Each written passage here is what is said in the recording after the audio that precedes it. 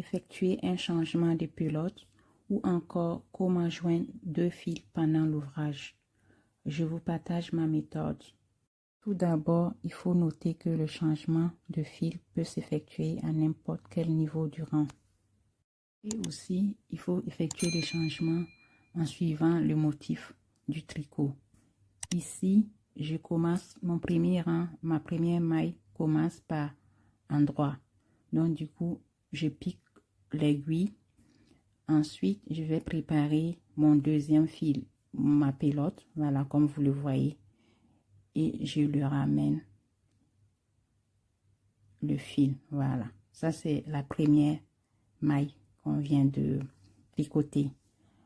Ensuite, je vais bien serrer, voilà, je serre très bien et je mets les 2 fils joints à l'arrière je le serre très bien et je le mets à l'arrière, voilà, je le tourne, je le mets en bas à l'arrière du fil principal, le nouveau fil. Et je vais maintenant tricoter la deuxième maille. Alors, on va tricoter la deuxième maille qui est tricotée à l'endroit également, selon la présentation des mailles. La troisième maille qui suit, c'est une maille qui est tricotée à l'envers. Donc, du coup, je vais ramener les 2 bouts joints à l'avant et le mettre derrière le fil principal et je pique ma maille à l'envers. Je pique la maille à l'envers, voilà. Vous tirez très bien et ensuite on va, voilà comment ça se présente, voilà, ça dérange pas du tout. Vous prenez maintenant le fil principal, le nouveau fil et on le fait ressortir, voilà. La maille elle est tricotée à l'envers. Ensuite, je fais pareil. On tire très bien, on se rassure pour ne pas se tromper de fil et on le met à l'avant, derrière. Mais parce que c'est une maille qui est tricotée à l'envers. Et voilà.